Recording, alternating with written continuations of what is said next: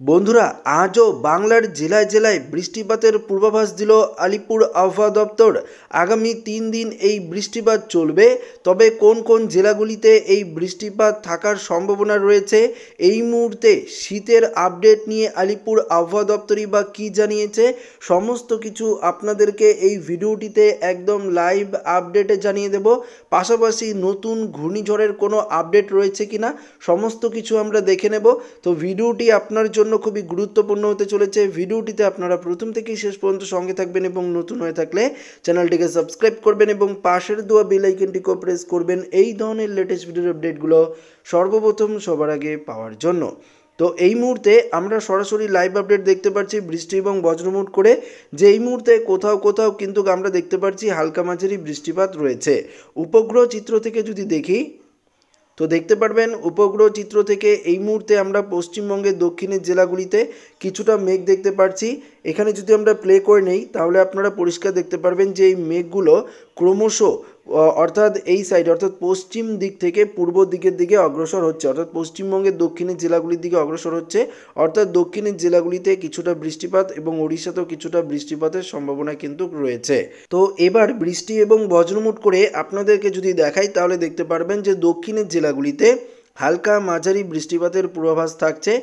অন্যদিকে যদি আমরা দেখি তাহলে বাংলাদেশের খুলনা, বরিশালের কিছুটা অংশ, পাশাপাশি ঢাকা, ফরিদপুর, লালগড়া, যশোর, মাদারীপুর এদিকেও কিছুটা বৃষ্টিপাত থাকছে এবং অসমের কিছুটা অংশে হালকা মাঝারি বৃষ্টিপাত থাকছে এবং উত্তরবঙ্গের দার্জিলিংয়ের কিছুটা সংলগ্ন জায়গায় হালকা মাঝারি বৃষ্টিপাতের সম্ভাবনা আমরা দেখতে পাচ্ছি।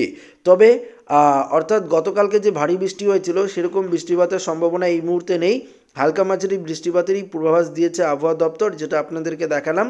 তবে রাতের দিকে যদি আমরা দেখি, রাতের দিকে কোনো রকম বৃষ্টিপাতের সম্ভাবনা নেই। আগামীকাল হালকা মাঝারি বৃষ্টিপাত থাকছে এদিকে উড়িষ্যার দিকে এবং অসমের দিকে, এবং 21 তারিখে যদি আমরা দেখে নিই 21 তারিখে আবার দক্ষিণবঙ্গের বেশ কয়েকটি জেলায় বৃষ্টিপাতের সম্ভাবনা থাকছে।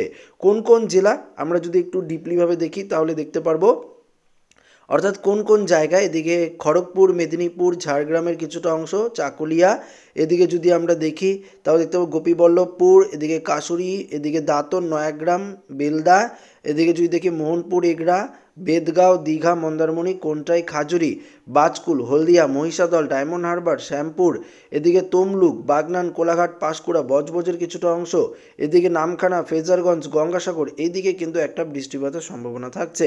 এখানে মেঘমালা করে দেখালেও আপনারা দেখতে পারবেন যে একটা বৃষ্টিপাতের সম্ভাবনা 21 তারিখে আবার পশ্চিমবঙ্গের উপকূলের জেলাগুলির দিকে রয়েছে, দক্ষিণের জেলাগুলির দিকে রয়েছে, তবে উত্তরবঙ্গের দিকে বৃষ্টিপাতের সম্ভাবনা নেই। এবং অসমে যদি আমরা দেখি তাহলে গুয়াহাটি, শিলং এই সাইডে হালকা মাঝারি বৃষ্টি হলেও হতে পারে, হোজাই, ডিমাপুর, নওগাঁও এই সাইডে হালকা মাঝারি বৃষ্টি থাকছে, তাছাড়া কিন্তু কোনো রকম বৃষ্টিপাতের সম্ভাবনা নেই। তো আমরা দেখতে পারলাম 21 তারিখের দিকে কিছুটা বৃষ্টিপাত থাকছে এবং 22 তারিখে যদি দেখি 22 তারিখ সকালের দিকেও হালকা মাঝারি উপকূলের জেলাগুলিতে বৃষ্টি হবে এবং তারপর দুপুরের দিকেও কিছুটা বৃষ্টিপাত আমরা লক্ষ্য করতে পারছি পশ্চিমবঙ্গের দক্ষিণের জেলা এবং উপকূলের জেলাগুলিতে। সুন্দরবনের দিকেও এই বৃষ্টিপাত কিন্তু আমরা লক্ষ্য করতে পারছি এবং ওড়িশার দিকেও এই বৃষ্টিপাত কিন্তু চলবে।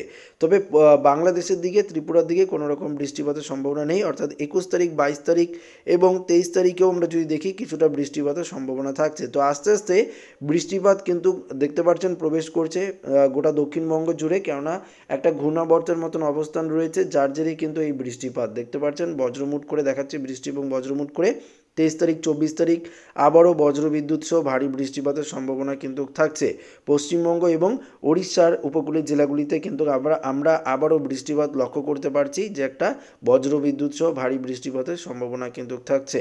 তবে তাপমাত্রার পারদ কি বলছে, আলিপুর আবহাওয়া দপ্তরের পূর্বাভাস অনুযায়ী এই মুহূর্তে তাপমাত্রার পারদ কতটা ঊর্ধ্বমুখী না নিম্নমুখী আপনাদেরকে দেখিয়ে দিই। এই মুহূর্তে তাপমাত্রা করে যদি আমরা দেখি, আজকে দুপুর টাইমের তাপমাত্রা আমরা দেখে নেব যে কত ডিগ্রি সেলসিয়াস ছিল, তারপরে রাতের আপডেটে আপনাদেরকে রাতের তাপমাত্রা দেখাবো। দেখতে পাচ্ছেন কলকাতায় 23 ডিগ্রি, হাওড়া হুগলি 23 ডিগ্রি, চন্দ্রনগর, শান্তিপুর অর্থাৎ নদিয়ার দিকে আমরা 23 ডিগ্রি দেখতে পাচ্ছি, বর্ধমানে 23, বাঁকুড়ায় 23, আবার পুরুলিয়া 21, অর্থাৎ তাপমাত্রা পুরুলিয়ার দিকে আবারও কিন্তু এক ধাক্কায় কমে গিয়েছে।